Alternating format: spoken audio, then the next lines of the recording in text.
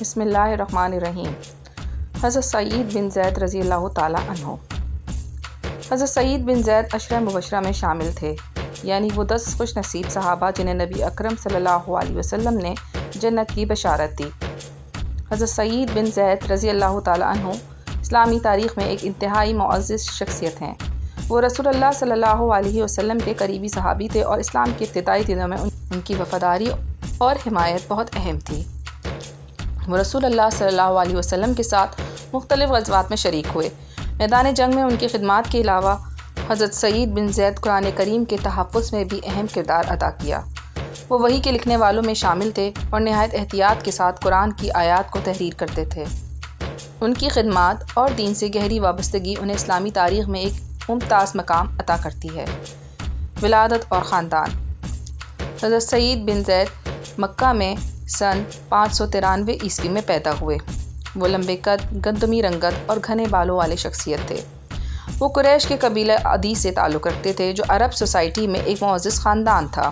ان کے والد حضرت زید بن عمرو دور جاہلیت میں ایک اہم شخصیت تھے، جبکہ مکہ کے بیشتر لوگ بتوں کی پوجا کرتے تھے۔ حضرت زید بن عمرو حنیف کے راستے پر تھے۔ حنیف وہ لوگ تھے جو قریش کے مشرکانہ عقائد کو رد کرتے اور حضرت ابراہیم کے دین پر عمل کرنا چاہتے تھے۔ آپ کا قبول اسلام۔ جب نبی اکرم صلی اللہ علیہ وسلم نے مکہ میں اسلام کی تبلیغ شروع کی تو حضرت سعید چونکہ پہلے ہی ایک خدا کی عبادت پر یقین رکھتے تھے، اس لیے وہ اسلام کی دعوت قبول کرنے کے لیے تیار تھے۔ انہیں نبی اکرم صلی اللہ علیہ وسلم کی تعلیمات میں سچائی نظر آئی اور وہ ابتدائی دور میں ہی اسلام لے آئے۔ ان کا اسلام قبول کرنا ان کے روحانی سفر کا ایک اہم سنگ میل تھا۔ وہ نبی اکرم صلی اللہ علیہ وسلم کے پیغام توحید پر پختہ یقین رکھتے تھے۔ تاہم اس وقت مسلمانوں کو شدید مظالم کا سامنا تھا، اس لیے ابتدائی دور پر حضرت سعید اور ان کی اہلیہ نے اپنے اسلام کو چھپائے رکھا۔ حضرت عمر بن خطاب کے اسلام کا واقعہ۔ حضرت سعید بن زید حضرت عمر بن خطاب کے بہنوئی تھے۔ کیونکہ انہوں نے حضرت عمر کی بہن فاطمہ بنت خطاب سے نکاح کیا تھا تو حضرت عمر ابتدا میں اسلام کے شدید مخالف تھے اور مسلمانوں پر ظلم و ستم کرتے تھے، لیکن ان کے قبول اسلام کا واقعہ نہایت دلچسپ ہے۔ ایک دن حضرت عمر نبی اکرم صلی اللہ علیہ وسلم کو نعوذ باللہ قتل کرنے کے ارادے سے نکلے، مگر راستے میں کسی نے انہیں خبر دی کہ پہلے اپنے بہن اور بہنوئی کے اسلام قبول کرنے کی خبر لو۔ یہ سن کر وہ سیدھا حضرت سعید کے گھر پہنچ گئے، جہاں وہ ان کی اہلیہ قرآن کی آیات کی تلاوت کر رہے تھے۔ حضرت عمر نے انہیں مارنا چاہا، لیکن جب خود انہوں نے قرآن سنا تو ان کا دل نرم ہو گیا اور وہ خود بھی اسلام لے آئے۔ دعاؤں کی قبولیت۔ حضرت سعید بن زید اپنی قبول ہونے والی دعاؤں کے لیے مشہور تھے۔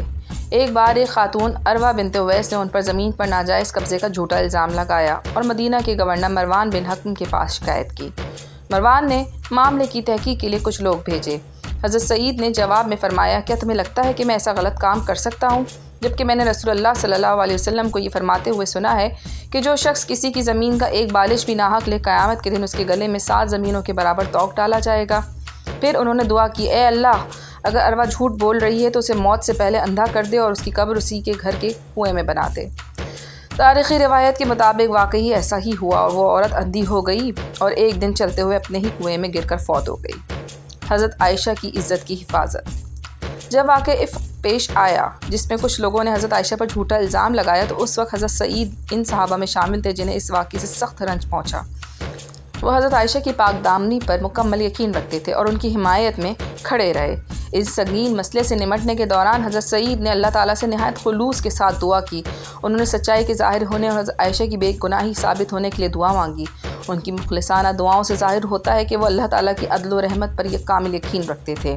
اللہ تعالیٰ نے حضرت سعید کی دعاؤں کو قبول فرمایا اور قرآن میں وہ آیات نازل فرمائیں جن سے ثابت ہوا کہ حضرت عائشہ بے قصور ہیں اور ان پر لگائے گئے الزامات سراسر جھوٹے ہیں۔ ان آیات نے نہ صرف حضرت عائشہ کی پاک دامنی کو واضح کیا بلکہ سب پر ثابت کر دیا کہ لگائے گئے الزامات محض افترا تھے۔ یہ واقعہ اس بات کا ثبوت ہے کہ خلوص دل سے مانگی گئی دعائیں کتنی طاقتور ہو سکتی ہیں اور کس طرح اللہ تعالیٰ مشکل وقت میں مدد فرماتا ہے۔ حضرت سعید بن زید کا یہ کردار ہمیں سکھاتا ہے کہ مشکلات کے وقت دعا کرنا کس قدر ضروری ہے۔ یہ ہمیں بھی یاد دلاتا ہے کہ مخلصانہ دعائیں حقیقی فرق پیدا کر سکتی ہیں۔ حضرت سعید بن زید رضی اللہ تعالیٰ عنہ سن 671 عیسوی میں وفات پا گئے۔ ان کی وفات ایک بڑا نقصان تھا کیونکہ وہ نبی اکرم صلی اللہ علیہ وسلم کے اولین اور انتہائی وفادار صحابہ میں سے تھے ان کی زندگی ان کے مضبوط ایمان اور اسلام سے گہری وابستگی کی علامت تھی۔ انہوں نے مسلم کمیونٹی کے ابتدائی استحکام اور ترقی میں اہم کردار ادا کیا۔ انہیں مدینہ کے قریب واقع علاقہ العقیق میں سپرد خاک کیا گیا۔